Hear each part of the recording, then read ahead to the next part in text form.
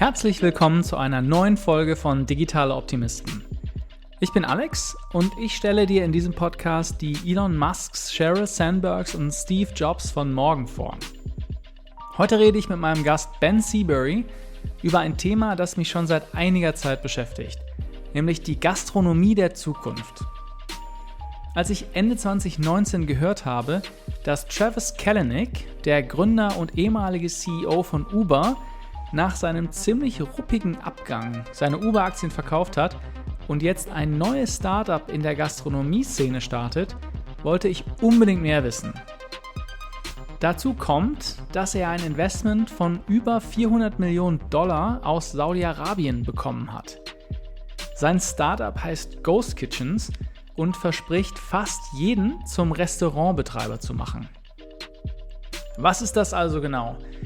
Stell dir mal vor, du hast eine besondere Leidenschaft fürs Kochen. Vielleicht hat auch eine Freundin mal gesagt, dass deine hausgemachte Pizza so gut ist, dass du unbedingt ein Restaurant eröffnen musst.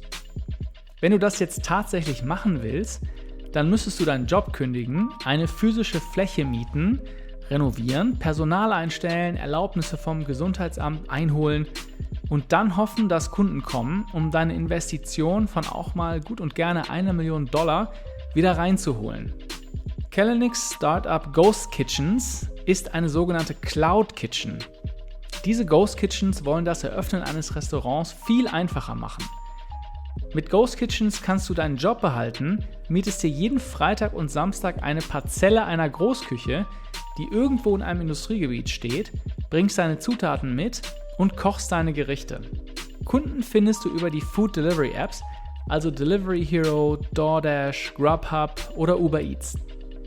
Du kochst, kriegst eine Bestellung, ein Lieferfahrer holt das Essen ab und weiter geht's. Ben Seabury ist wahrscheinlich einer der kompetentesten Menschen zum Thema Gastronomie im Allgemeinen und Ghost Kitchens im Speziellen. Er ist vom Tellerwäscher zum Restaurant-Mogul geworden und hat schon vor Jahren seine eigene Ghost Kitchens selber gebaut und betrieben. Dazu kommt, dass er mit seinem Pizza-Franchise 40% seiner Umsätze mit Food Delivery macht und er auch einer der ersten Kunden von Travis Kalanicks neuem Startup war. Ich habe das Gespräch übrigens vor ein paar Wochen aufgenommen, als die Folgen der Corona-Krise noch gar nicht abzusehen waren. Ans Ende der Folge packe ich wie immer die 3 Sachen, die ich aus diesem Gespräch gelernt habe. Wenn dir der Podcast gefällt, dann erzähl doch bitte einer weiteren Person von diesem Podcast. Und jetzt viel Spaß mit Ben Seabury. Ben, I have been chasing you for quite some time because you are the perfect person to talk to learn more about innovation in the food and restaurant space, I feel. Welcome to the show. Thank you, Alex. I'm glad to be here. You are all about food, as we are going to discover in a bit. But do you remember your first job in a restaurant? Oh, I do. My first job in a restaurant was making dough and prepping sausage for a pizzeria in Boulder, Colorado, back in 1998. Okay, wow. So you started at the bottom, you could say. And where do you stand now? So now I own 8 restaurants and run a management company that controls the day-to-day operations of those restaurants. We also have a large outside event catering program. And then I also own a construction company that builds my own restaurants along with other restaurants. And my role is as president and CEO of the respective companies. So when you started, kneading dough at your first job, did you already know that you are destined for greatness in the restaurant world? Not at all. It started as a means for income, and it started as something as a fun industry for a young man to be in while he was attempting to go to college, of which I never fully fulfilled that obligation. And for years and years, I went through the ranks in different positions in the kitchen, dishwasher, all the way to the front of house busboy, and then server and bartender. I eventually found myself in a management position in my mid-20s as an assistant general manager. And at that point, I still thought that I was destined for greater things, and I still looked down upon the restaurant industry and never figured I'd be here as a career. I always figured it was a stepping stone and an intermission uh, to my future. So what changed? Well, at a certain point, you realize that you're in this because you're good at it and you love it. And I made the transition at about 28 years old, and it was a coming to Jesus moment where it's, hey, I am not going to go back to school. I am going to go all in this industry, which I love for better and worse, and be the best I can be at it and take advantage of my opportunities that and my experience. And once I made that decision, things got really bad for me over the next couple of years, and I can go into more detail that on that later or now. And eventually it turned around, and we had some success, and then that graduated and led to true success in the restaurant industry, which is so difficult to achieve. It takes so much work and a lot of luck. Yeah, and I'm curious to hear, what makes a restaurant great, but you really piqued my interest there. I don't know if you want to share, but what happened? What were the difficult times you hinted at? Well, once I decided to go all in, as I say, in the restaurant industry, I found myself, wondering what role do you take and what do you do? Because I always again thought I was leaving the industry in a few years. It was always going to be next year, next year, next year. I'm leaving. I'm going to go do something else. And when I went all in, I decided I was going to give it a shot. And I realized that I had spent so much time messing around and really not learning the business end of it, but more learning the customer service side. And I knew food and I knew the basics of an hourly employee, but I really didn't know how to manage people. I really didn't understand the business. I didn't have the education to back it up. And so my first attempts at ownership and management were a real failure. I mean, I was in over my head, and I was trying to teach myself and learn from people who were impatient with me, and ended up going through between the ages of 28 and 31, probably 12 jobs. Most of them I was let go of because I would get a job or a position that I thought I was qualified for. And of course, within a few days, weeks, the people realized that I was great at interviewing and I had no skill set to back it up. The tide turned when I had a gentleman give me an opportunity in San Francisco, and he liked me, and he knew I was service oriented and knew food. He knew I was intelligent, and I was just missing the education aspect, and it reminded him of himself. So he gave me a shot as a general manager of a small little restaurant in San Francisco on Haight Street near Haight Ashbury, and a busy restaurant, a small place. And he said, I'm going to teach you how to do it, and I'm going to teach you how to run this restaurant as an entrepreneur, not a corporate jockey, not somebody coming from Cornell with a degree in hospitality, but I'm going to teach you how to run it like a real world person would own their own restaurant. And that was the game changer for me. He taught me everything he knew, and it wasn't about, algorithms, and it wasn't about certain protocols put in place for food costs. It was about using your instinct. It was about hiring correctly. It was about training. It was about being hands-on at all times and never losing the connection with the food, the place, the physical space that is, or or the people, your clients and your customers. And once I learned that kind of triad, as I call it, and I really learned to focus on those elements, I started to get really good at the industry. And then he decided he was going to retire to Asheville, North Carolina, and put in place a plan for me to take equity in the restaurant and eventually own it when he get into full retirement. It was a 5-year plan. And a year and a half into it, he was scuba diving with his wife in the Cayman Islands on vacation and passed away. And so that was another big ripple and a big plug pulled from me, because here I am, my mentor's gone. The wife, of course, wants to sell the restaurant. I have no income, or I mean, no war chest to buy this. I'm living check to check at the time.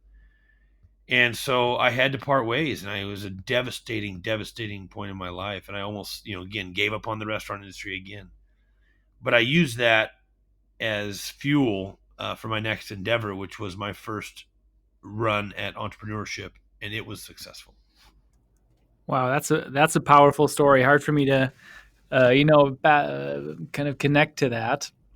It just, I think it, I think this shows the value of mentorship in the first place, and someone giving you the opportunity to get good at something. So that's impressive.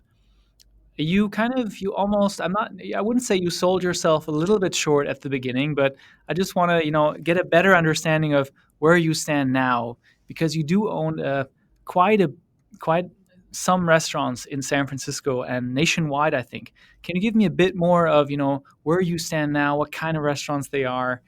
Yeah, no problem. So we do about $32 million in annual sales across all the companies.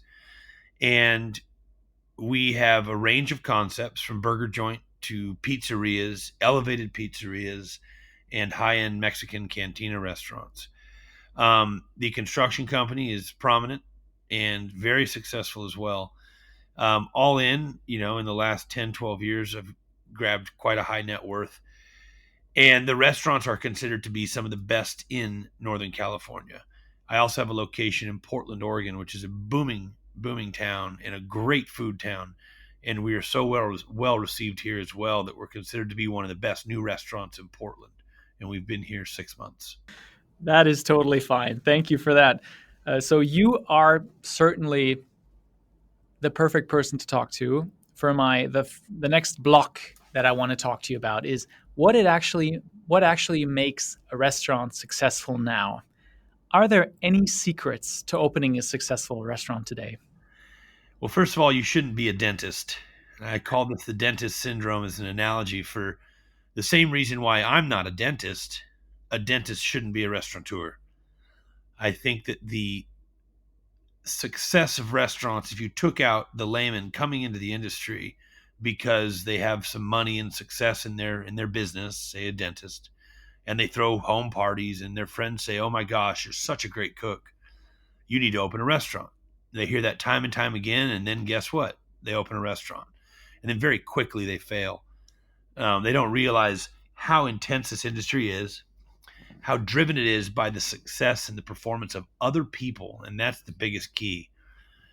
And also the interpretation of other people. A dentist is a dentist. You have good dentists and okay dentists. I would hate to find a bad dentist, but there's restaurant tours that range the gamut. There's so many different styles of food and service and development of concepts that a dentist they have no applicable knowledge of what it takes to actually create something that people will like. And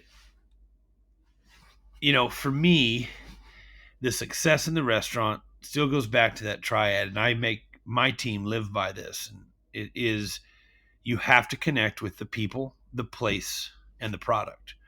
If you don't touch all three of those with your hands every single day, then you're not going to be successful.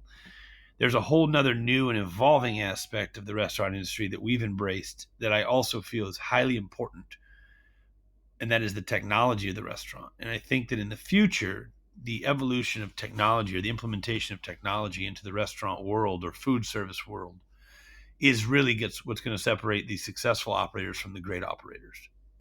That is really interesting, and we're going to get to the future of restaurants in a bit. Let me dwell on that answer just for a little bit longer. My observation is, especially here in San Francisco, some restaurants, they're booked out basically 24/7 for 2 months in advance. There's no chance to get a table. Others, sometimes they're directly next to the ones that are full, have almost no one in them, and are really struggling. So there seems to be an X factor. And you already mentioned this triad or this triangle. Was it place, people, and what was the third one? Products. Product. There we go. So is that the X factor It that is. distinguishes between that makes good restaurants great? I believe it is. And I think that at the top of that triangle is the products. People will suffer poor service and they'll suffer an off the beaten path location to travel for ultimate experience in the products or the food or the drink. And I think that at the end of the day, the real X factor is just providing the absolute best product that you can provide. As long as you have that at what people will consider a worthwhile price point, you're going to be successful. That to me is the X factor. Now you pair that with a beautiful decor and design, and you pair that with excellent customer service, and the people that you put in place are taking care of the people that eat at your restaurant at a high level. And once you can connect on all three of those, you don't see restaurants fail. So one of the things that is missing in that triangle is maybe another P, it might be promotion. How big is Instagram and social media for restaurants nowadays? Inflated, overrated, saturated. It is such a busy stream of consciousness now that I believe that social media and Instagram and in general, and Facebook ads and all this stuff for food service and for restaurants especially, is too crowded, and people aren't necessarily absorbing your message. While it's inexpensive marketing overall, I do not feel it is necessarily really hitting the masses. It's definitely targeting a few of the select that fit that that demand, that are looking for those type of ads or those type of promotions. But I don't feel that social media promotions any longer are as effective. Okay. But imagine so what you're saying is if you got the three P's in place, the triad of success for a restaurateur, then it's basically word of mouth that gets people in the door? Or is No, there there's a lot of others. Now, you say in social media, and that's where I feel like that's the disconnect and where our opinions may differ, or where the question is. Social media to me is Instagram, TikTok, it's Facebook, um, it's the social media marketing. Now, advertising through Yelp, advertising through the local blogs like Eater, which is a big one in the Bay Area, I'm sure you're familiar with, are more beneficial to me than the Instagram ads, etc. Now, if you're talking about viral social media marketing, where a customer comes in who happens to have a lot of followers and takes a photo of your pizza or your Mexican food or your beautiful cocktail, and then that gets a little momentum behind it. Now that is where social media can't be touched, and that is the best form of marketing. But to me, that's still word of mouth style marketing. That's customer to customer marketing, and there is nothing better than that. I think word of mouth is an archaic term that doesn't really exist anymore. I don't know the last time someone and I had a conversation about what restaurant we liked or what products we liked, but we've texted each other memes, or something will pop up on my Facebook feed from a friend, and it will be a great restaurant they're at, and then I'll take notice. Okay, you're saying, so that's the thing, me as a rookie or someone outside of the restaurant business, I would have thought people are going crazy for Instagram. And I would have thought in your three P's that you have, I thought that people or restaurateurs would be designing the place and the food in a way to, be Instagrammable in a way. But that doesn't seem to be the case at all. No, I think being Instagrammable is great. Again, if you're relying on customer to customer promotions, I think utilizing social media as an advertising platform is it doesn't provide the greatest ROI. Um, so as far as Instagrammable restaurants, there are a lot of things we do to help encourage those kind of Facebook posts or Instagram posts from friend to friend to help that word of mouth advertising. For example, we have a restaurant in Sacramento. It's a very large restaurant. It's prominent right outside of a huge arena called Golden One Center, where a basketball team plays and where they hold these massive concerts. And we have the flagship location there. And we took a 1960 Ford milk van and skinned it, mounted it on the wall next to the front door, and made our own little taco truck. And it has beautiful signage. It has a little a QR code, so people like to take photos in front of that. It's a great Instagram moment, and that definitely helps drive attention and drive business to it. But that's something that we're not necessarily, it's not an advertisement per se. It is, it's a focal point to help draw attention. And then, of course, that relates into that word of mouth advertising that is so important. What do you think? What are the big trends in the restaurant scene right now? Wow. Well, trends is a dangerous word and something that we don't necessarily pursue. We go for tried and true. We go for quality food at a great price, and we aren't ahead of trends, and we're not trying to get ahead of the trends. We feel that we've been around 15 years.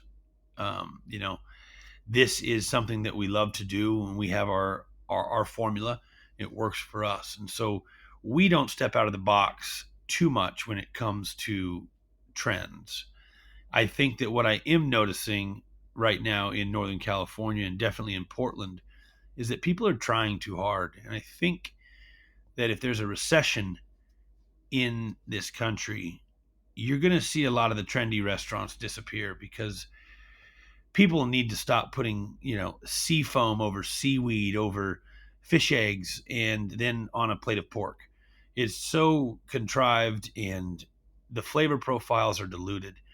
And you've gotten away from the real food aspect of it and gone to this kind of, here's my artistic representation on a plate, and I'm going to make sure it's better than the next guy. But by going that far to the other side of the spectrum, you end up really diluting your presentation and your profile, your flavor profile. So I think the trend that I'm seeing in the restaurants, to answer your question, is that people are trying way too hard to be way too creative, and they're forgetting about old standards. Now, that doesn't mean there's not a place for these visionaries, but again, that's not my style of the business. I go for volume and repeat clientele in these big, strong communities, these cities, as where French Laundry or Thomas Keller is going for these lifetime experiences. And you need someone like that to be at the forefront and at the top of the vision. But when you have these little mom and pop restaurants, these one-offs trying to compete with a Thomas Keller, you're seeing a lot of nonsense. So who's Thomas Keller? So Thomas Keller is an American chef who many, many years ago founded a restaurant in Yountville, California, near Napa, called the French Laundry. It is to this day always in the top 50 restaurants in the world. And he also owns a brand and a company called Bouchon, who has international units. He has a new steakhouse concept in New York at Hudson Yards, I believe, called TAK or TAC, which are his initials. And he does something very special. He creates these lifetime experiences, these bucket list style restaurant experiences. But, to go into one of his restaurants with the wine pairing, you're walking out for $1,000 per person. Wow. Yeah, that's a different segment of the market. I understand. One trend that I see from outside of the industry is a trend towards food delivery. If I look at the numbers, it's still a small slice of the market, but some estimates have that number of food delivery balloon almost 10x within the next few years. What's your take on food delivery? Well, I would definitely consider that a business trend in the market. I think food delivery has been one of these things that we were very early to embrace, these third-party delivery partners. When I was young in San Francisco, I remember Grubhub was one of these partners that offered the service of food delivery through a third-party platform, but they still used the drivers from those restaurants. They were simply the intermediary that allowed you to see the online menu in a nice, concise way, choose your product, pay with credit card, and then the driver from the restaurant would drive it over to you. And that was, 12, 15 years ago. Now you've got these companies that have their own drivers, and they're reaching out to the customer base. They're capturing the data for the customers, and they're keeping that very, very tight to their chest. And they are then placing the order with the restaurant, sending their own proprietary drivers to pick it up, and then deliver it to the customer. I think that it's been a great, great thing. I do feel like the companies are going to have to give up a little bit of the customer data, even the demographic data, to allow these restaurants to know who they're serving to. And even if the restaurants aren't capturing them as in dining consumers, it's important to know where the products are going. I do think that the 10x number is grossly inflated. I don't think you'd have enough workforce of people that be willing to drive in order to provide that amount of food. Right now, we do around 40% in San Francisco of our food is delivered through a third-party partner at our restaurant in San Francisco, which is the third highest volume restaurant in San Francisco for delivery and the number one pizza delivery in the country through DoorDash, Caviar, and these prominent third-party delivery systems. Wow, congrats on being the number one in the US. That is quite an achievement. But 40%, I mean, that is a sizable portion of your business on food delivery. Equivalent to $2.5 million. Oh, so now we can do the math and see what you're doing. Wow, that's a lot. One flavor to food delivery, which I want to shift the conversation now to, is cloud kitchens or virtual kitchens. There's many names to it. And I think you are uniquely positioned to talk about ghost kitchens because you both ran a ghost kitchen at some point and you ran a restaurant in a ghost kitchen to serve customers. So let's start at the beginning. What are cloud kitchens? So at the beginning, after my partner had passed away, I went into a rut and didn't know what to do. And so I found a guy, a friend of mine, who wanted to open up a commercial kitchen that would service the food truck boom, the trend of food trucks that hit so hard here in San Francisco back in 2000 and, I'm getting old, 2004. And we created a commissary kitchen. Sorry, not 2004, 2010. We created a commissary kitchen that would service food trucks and act as a place for them to prepare their food, store their food, park their vehicle, make sure their vehicle was cleaned, because the health department was requiring a single space that was certified by the health department to make sure that the food was being handled properly and that it was going to be served in a healthy manner to the consumer. So it was a forward-thinking model. We built it ourselves, and it turned very, very quickly into the catalyst for what I believe was the cloud kitchen model. We had companies like Grubhub and DoorDash and Caviar that are in their infancy at this point, reaching out to us, these third-party delivery companies, reaching out to us saying, hey, can we deliver from your restaurant? Can we work with your vendors? We have these food trucks that are popular that people want. What can we do with can they prepare some meals and set them aside? And are we able to get some type of a coordination going where we can utilize multiple vendors, multiple producers in one unit and send a driver who can pick up 3 things at once and go? And we were very open and keen to the idea. It ended up falling short because the platform, the database that they had in place didn't have the logistics set up where it could be effective. The technology just wasn't there yet. And then we sold our portion of the kitchen off when the food truck boom died down. And then I went into the current business I'm in with my current restaurants. In the meantime, I never lost sight of my connections with DoorDash and Caviar, who are the 2 biggest delivery partners here in the Bay Area and in Northern California, if not the country. And so I still had these awesome connections with these people that, when I first started dealing with them, they were starting up. They were in their infancy. I mean, these guys were still working day-to-day operations. Tony Chu from DoorDash, for example, was someone I dealt with on a regular basis back then. Now I couldn't get him on the phone if I tried. But so when I started in this new business with our pizzas and when they started to get some real success, I went back and said, you know what, we're going to give this another shot. And so I contacted DoorDash, and together we built a commissary in Santa Clara, California. And again, one of the first of its kind. This is something that was way ahead of the curve. No one had done this yet. There was no cloud kitchen yet. But so we partnered up and built a commissary kitchen in Santa Clara near the stadium there. And it was to serve Silicon Valley food, our pizza, our products, as well as other concepts using one centralized kitchen. And then that got branded as a ghost kitchen because a lot of these concepts had no brick and mortar. I did, but they did not. A lot of these brands. It was a low barrier of entry for them.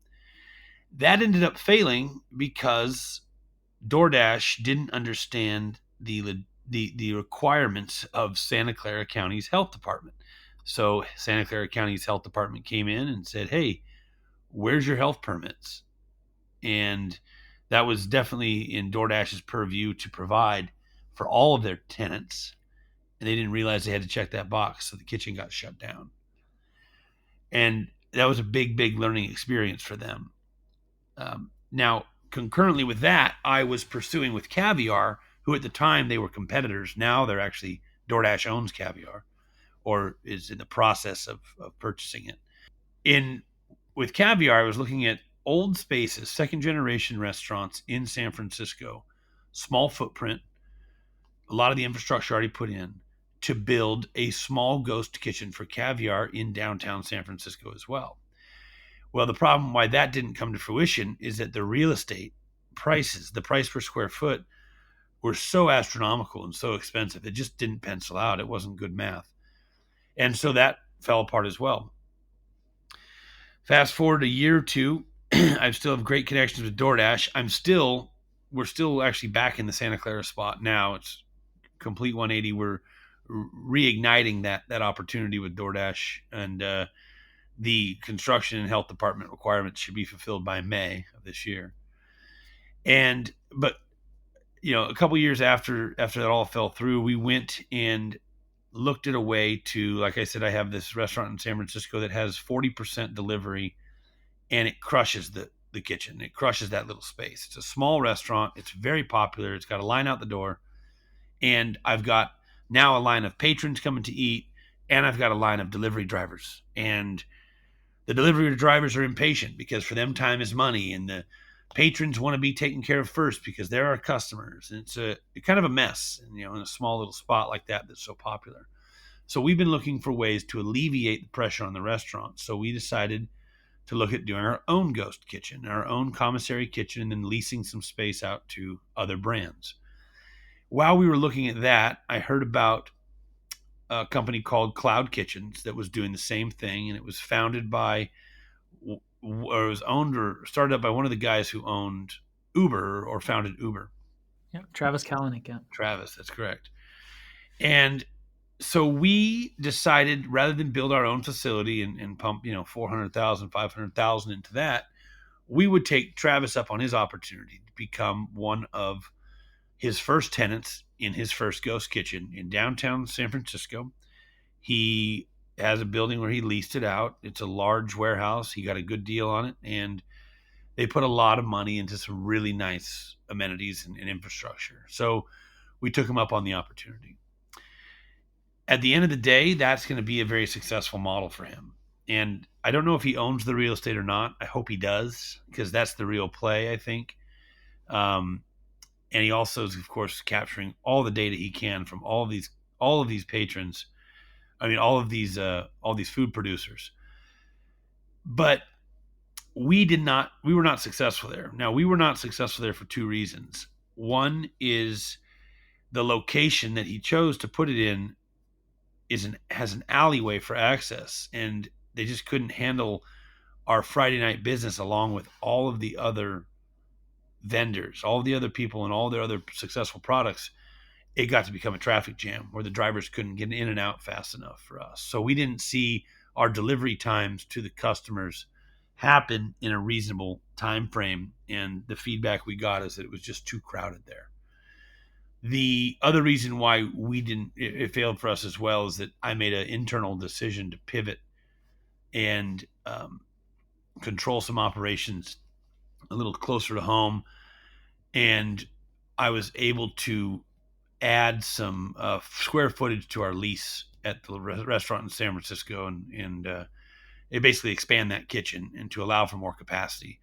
And so I parted ways with the cloud kitchen opportunity just last month, amicable terms, and decided that I would take it a little closer to home. Now, there's a reason why I did that. It's not because I don't have faith in the delivery market or the delivery sector or the cloud kitchen sector. At the end of the day, though, Alex, if I'm putting all that in someone else's hands, I love the delivery because it captures a lot more volume for me, top line. But every time I send a pizza out with a driver, I worry that I'm not connecting with the people.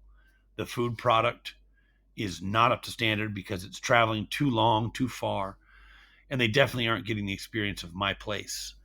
And so I'm not paying, I'm not abiding by my principle essentially, which is I need to make sure that I'm touching and taking care of the products, the people, and the place. And the thing that's going to be detrimental to this business if they don't get rid of it is what they're calling group ordering or batched ordering. Are you familiar with this? No, but let's maybe let me maybe interject there just a little bit because I do want to ask you, that was a lot to unpack. And first off, you are truly a pioneer in this place, and you've seen all the flavors of this business model turn out. So we're gonna focus on that in a second. Just for everyone who might be not as familiar with ghost kitchens, in one sentence, what is a ghost kitchen? A ghost kitchen is a shared kitchen space utilizing central storage for food and for waste that allows multiple companies to operate under the same roof, under the same health permit, and focus on catering and third-party delivery service foods. So essentially, imagine a warehouse that's been subdivided into 12 small kitchens. They have one huge walk-in refrigerator, one huge walk-in freezer they all share with labeled shelving. And the brand, so my brand is Little Star Pizza. They come in to work each day in their little kitchen and they make their food out, and then the tablet that they have beeps at them and says you have a food up and an order coming in from DoorDash or Caviar or Uber Eats or Amazon delivery or whoever it is. And my team makes the product, sends it to the front desk of the Cloud Kitchens, which is staffed by the master tenant, who at this point was Cloud Kitchens. And then the drivers show up from the respective services and pick it up. It is basically a way for people to launch their brands without going into a brick and mortar type situation, which is a much, much larger capital commitment.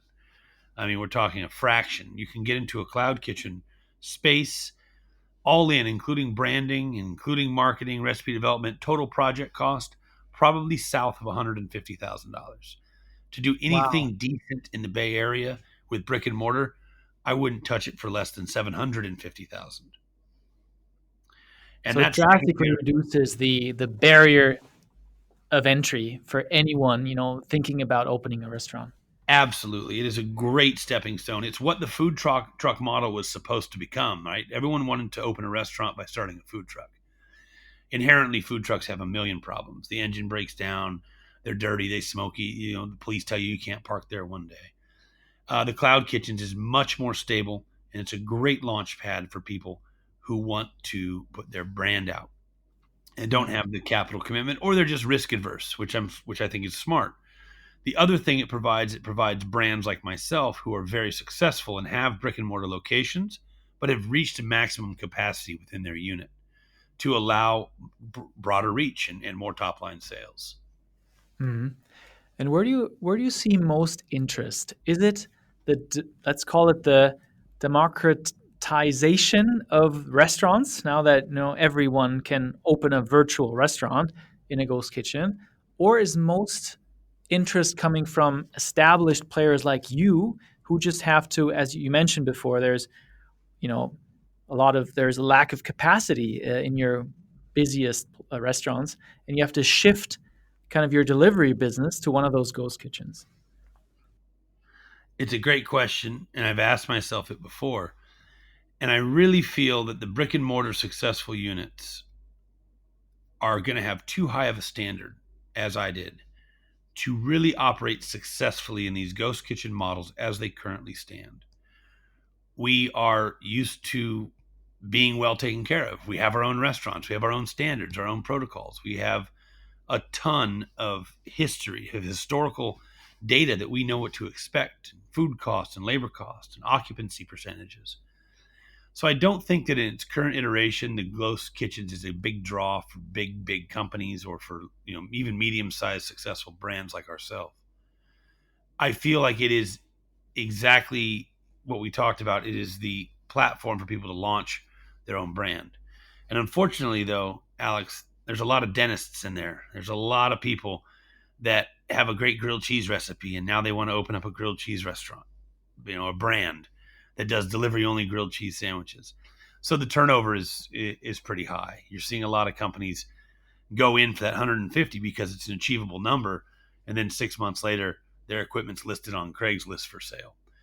So I think that has to sort itself out, and I think that the long-term success with cloud kitchens is going to be building cloud kitchens with the help of other restaurateurs like myself who know the construction, who know the needs, who know the requirements of their operations. The restaurant kitchens are too small. The rent is too high. The service fees are too high. And so therefore your profit margins just don't compare to the restaurant. I mean, it comes across this low overhead model, but once it all falls down to the bottom line, you're making a lot less dollars profit than you are in the brick and mortar restaurant. Mm-hmm. So if you say that, all those people that now have a shot of opening a virtual restaurant, there's a very high turnover after 6 months because they're not restaurateurs at heart, but only, cooks and their parents or their friends told them they need to sell that grilled sandwich, open a restaurant and sell that grilled sandwich. And if you're saying that those established players like yourself, you have too high of standards to work with, Ghost Kitchen and Travis Kalanick, who is in the market for these ghost kitchens? You mean who's in the market as a tenant? Yeah, but who is interested in running or joining or renting? There's a Renting line. space? There's a line out of the door of the dentists and the chiropractors and the computer engineers that have decided they want to open a restaurant. I mean, this is a successful time. Everyone is doing very well financially. I think right now there's a big demand because there's people that are looking for that either passive income, secondary income. They maybe had a piece of equity or they cashed out when their stock went public at their startup company. And so now they're looking for phase 2 of their life, And there's a long list of those, especially in San Francisco, people with plenty of money that wanted to get into something that's a little more interesting to them than their previous job or their current job. And so I don't think there's going to be a shortage yet. Now, that's why I still think that a good recession here is going to thin the herd out. And I think that it's something that you're seeing with ghost kitchens, food trucks, restaurants in general, complete oversaturation right now. The number of brands is not able to fulfill the demand, and that's a big part of it as well. So I think is it a little bit is it a little bit like, I don't know when that was, but when the 2000s started and everyone was going crazy on eBay and trying to become a power seller on eBay. Is it the same now with restaurants and selling food online? That's an excellent analogy, and that's exactly what it feels like. I have there's 12 euro brands. It's like, why is there 12 euro brands, and why should there be 12 euro brands in San Francisco that can sell me a pita by delivery? It doesn't make sense. There should be 2 to keep each other honest. There's no room for it, and so it's a saturated space, and it's taking away market share from the good providers. And I think that again, the herd needs to thin there. And I think that cloud kitchens, at its core, Alex, is not in the food service business. I think it's an important thing to realize. They are in a landlord business where they're a master tenant making money off of occupancy from their tenants. And they're in a real estate play if they're purchasing the building. And most importantly, they're in the data capture business. That's it. And they are just it's all about controlling the data and knowing now who their customers are, getting our numbers and our information from the restaurant side, as well as the information coming from these third-party delivery services. You're saying they're basically not restaurateurs. They are landlords and have the real estate play along with the data play. Could you help me understand a bit more what that data play is? So I'm maybe a little bit out of my comfort zone, but it really comes down to the demographics and the habits of these consumers, and knowing how you can then capture that data, sell it off to lifestyle brands, other brands are trying to advertise their goods or services or products, and then go through their email or their social media or however they're connecting to the world, and be able to apply the information they garnered from their food habits to their other lifestyle habits. And again, not my world, not my lane. I don't necessarily understand it. This is what I've been explained is very, very valuable to these companies, is knowing who you are, how often you order what type of food, and then how they can sell it to other companies. So you already mentioned him, Travis Kalanick. He made the news a couple months back when he got $400 million for his startup, selling all his Uber stock and investing it directly into Ghost Kitchen. So where does this buzz come from? And do you think it's justified? Well, Travis is a bit of a celebrity, especially in the Bay Area here. And a lot of people look at his success and watch what he does next. And so I think that there's a lot of buzz around what he's doing simply because it's what he's doing, not necessarily what he's actually providing or the viability of what he's providing. I do think that it is inflated, and I do think that at the end of the day, it's still going to be a dirty old commissary kitchen serving food, and it's not special in the food service world. It is an intelligent brand development. It's an intelligent real estate play. It's an intelligent data capture play, and it's an intelligent move to be a landlord. But I think it's under the guise that it has to do anything with food service, and it does not. To me, it's even in dealing with them, it's not a food service brand or company. And so I do think that the buzz around it that indicates it is this momentous achievement in food delivery is nonsense. Mm-hmm. It is $400 million. So I guess you can build a ton of cloud kitchens, and that's a lot of money. I'm pretty sure that will make a dent in the restaurant market. No?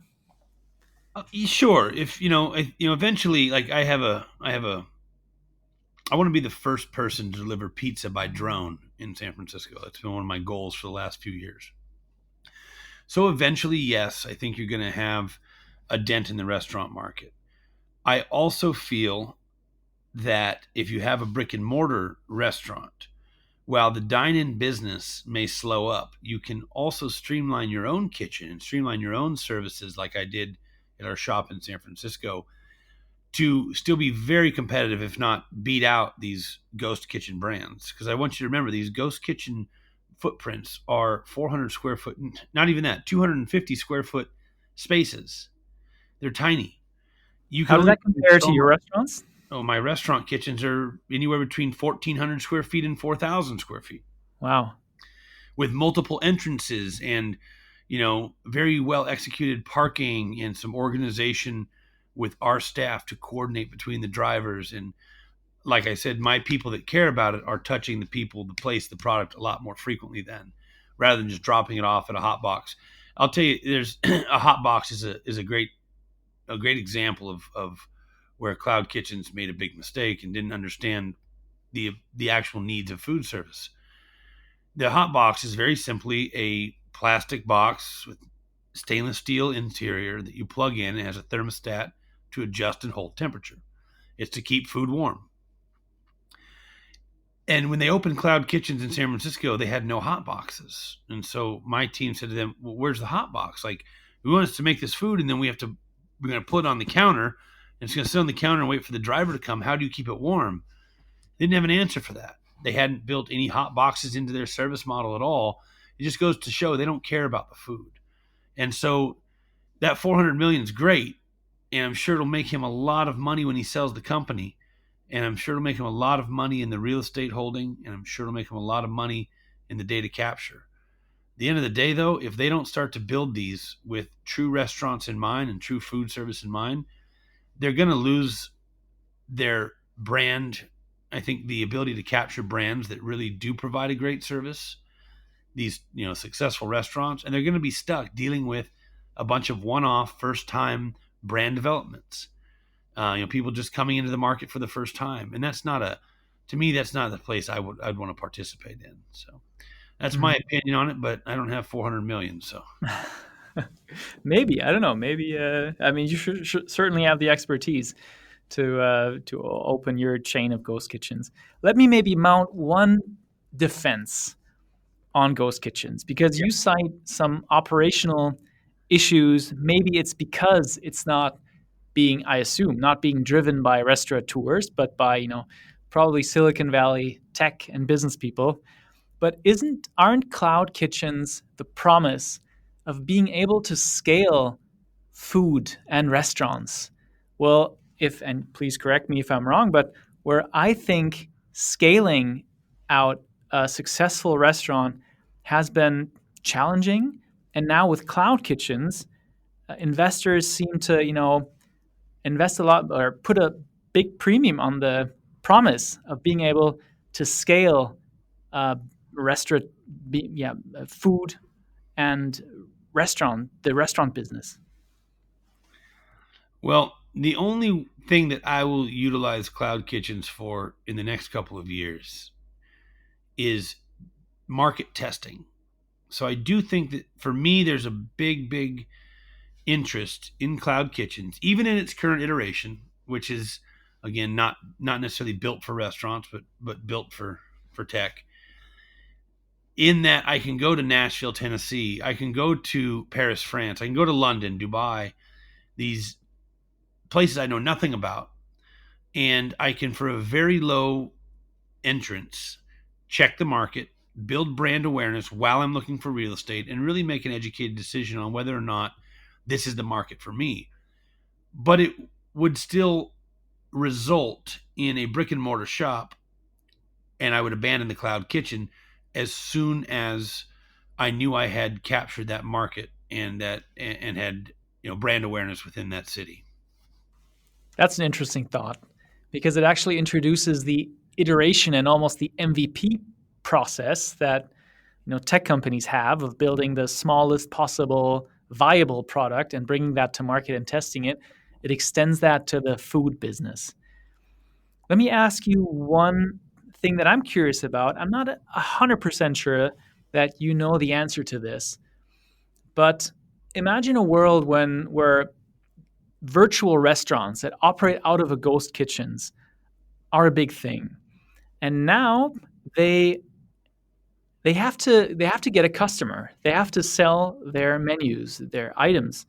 So I'm wondering, how do you think marketing works in that world when the only thing you can do is advertise on Grubhub, Caviar, and all those third-party delivery sites there are? It reduces your brand awareness. It reduces your top line, and I don't think that I think it's going to hurt the restaurant industry. It's going to thin the herd out for the brick and mortar places. But at the end of the day, we're not worried about the pizza place that operates through ghost kitchens, unless he's got this amazing viral marketing campaign or something new to the industry as a way to reach people for his brand awareness.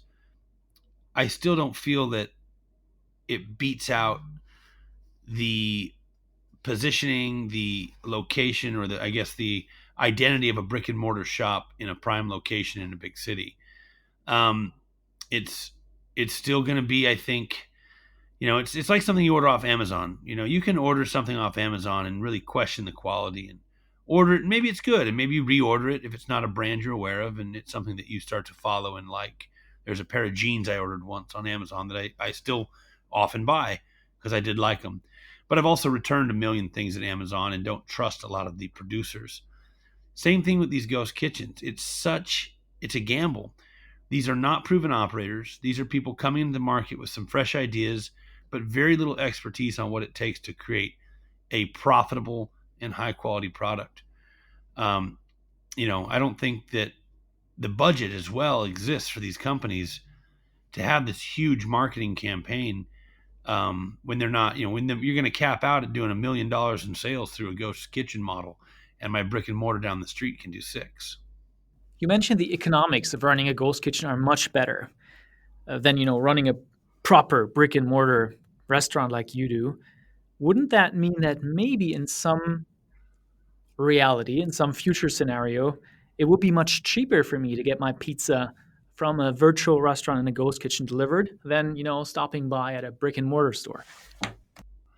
Well, if the economics were better, but I didn't say the economics were better. I said they actually, for our case, were worse. It was one of the surprises that at the end of the day, when you first look at the ghost kitchen occupancy for 250 square feet of kitchen space, my all-in occupancy was almost $7,000 a month. And my top line potential out of that kitchen, maxed out with capacity, was $1 million a year. So then you look at my brick and mortar, which my occupancy is 12,000. So 60%, $6,000 difference in occupancy. And yet I do $4 million more in top line sales. So the economics are far from better in the ghost kitchen model. They're great if you have, they're decent metrics if you're doing $1 million with low overhead and low insurances. At the end of the day, someone who just has a ghost kitchen may be able to offer a cheaper product than I am. But what they're going to do is they're not going to be able to return any of that to the bottom line. They're going to be dealing on razor thin paper margins. And I can wait that out, because if I make 18 to 22% profit margin in one of my restaurants and they're making 2% profit margin, I'll just drop my prices, put out really aggressive promotions, find a way to overcome that. But what I won't do is I won't be engaged in a race to the bottom. So people are going to start reducing food quality now, and people are going to start increasing service times and treating their employees unfairly and not paying attention to the morals of the restaurant or the morals of the business. And it become a race to the bottom, and it's just going to be a nasty fight. And so at that point, we just keep doing what we do, and we get more confident in the fact that we're taking care of our people, our products, and our place, and keep doing what we do. And we continue to see our sales grow exponentially year over year at a much higher rate than we're seeing our overall delivery business grow. So our growth isn't coming from the delivery segment. Our growth is coming from in-house dining combined with takeout. A lot of people are getting food to go, but they want to come into the restaurant. They don't want to wait for the delivery service. And then we're also seeing, of course, a small amount come from the delivery services. We did 3 years ago, I couldn't have said that statement. We saw a huge amount of growth 3 years ago. We saw almost 25% increase in revenue in 2017 because the cloud kitchens really gained traction in the Bay Area there. Or not the delivery services, not cloud kitchens. But that has plateaued. We're not seeing any more growth. I think that we've, that market, everyone who's loved delivery is using delivery. So we did talk about the restaurant scene now and the role of cloud kitchens now. What is your vision of the restaurant market in, let's say, 10 years from now?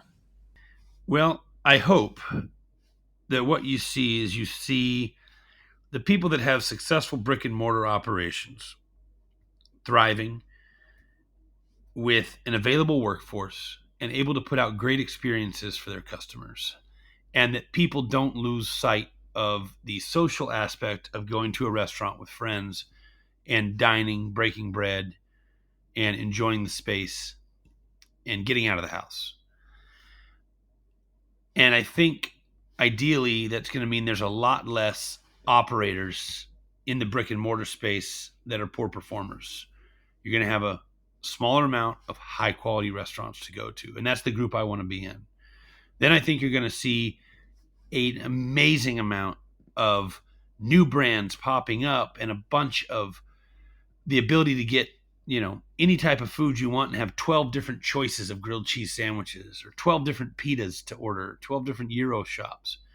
And I think you're going to see basically it become the Amazon of food service. And so I do think that the restaurant models are changing. And I think you're going to see a greater separation between quality brick and mortar and, I guess, these cloud kitchen delivery service models. And so I do think it's happening. I think we're seeing it. And, with my experience in cloud kitchens and going through what I've gone through at this point, other than testing new markets, it's not for us.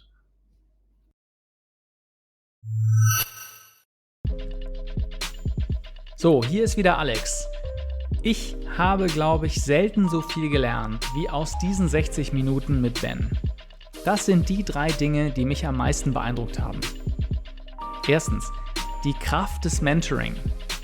Ben beschreibt, dass er nicht der allerbeste Arbeitnehmer war und aus 12 Jobs in 3 Jahren rund um seinen 30. Geburtstag geflogen ist. Aber dann trifft er einen Mentor, also jemanden, der in ihm etwas sieht, an ihn glaubt und ihm Vertrauen schenkt. Ben blüht auf und macht jetzt mit seinen Restaurants und anderen Firmen über $30 Millionen Umsatz im Jahr. Wer weiß, wo er ohne diesen Mentor gelandet wäre. Mein Rat ist daher, überlege dir, wo du ein Mentor für jemanden sein kannst. Egal, ob du noch Student bist, die ersten Jahre im Job verbringst oder schon mehrere Firmen aufgebaut hast. Irgendwo ist immer jemand, der zu dir aufschaut. Zweitens, die Zaubertaten für Erfolg in der Gastronomie sind People, Place und Product. Ich persönlich werde nie die Leidenschaft aufbringen, um selbst ein Restaurant zu eröffnen. Bens Triangle of Success finde ich aber super und ich glaube, ich kann es auch für mich anwenden. People heißt, dass niemand ohne das Team erfolgreich sein kann. Place könnte man vielleicht interpretieren als Präsenz für Mitarbeiter und Kollegen in wichtigen Meetings. Und ob Hauptgericht oder neues Social Network, das Produkt muss in beiden Fällen außergewöhnlich gut sein. Drittens, 3 Szenarien für die Gastronomie der Zukunft. Modell Amazon, Netflix oder Apple. Diese 3 Szenarien beschreibe ich mit meiner Kolumne für die Wirtschaftswoche, die ich hier schamlos cross-promote. Die Kolumne erscheint am 29.11. auf vivo.de. Das war's für heute. Wenn dir der Podcast gefällt, dann freue ich mich über ein Review auf Apple Podcasts. Alle weiteren Infos auf digitaleoptimisten.de. Bis zum nächsten Mal.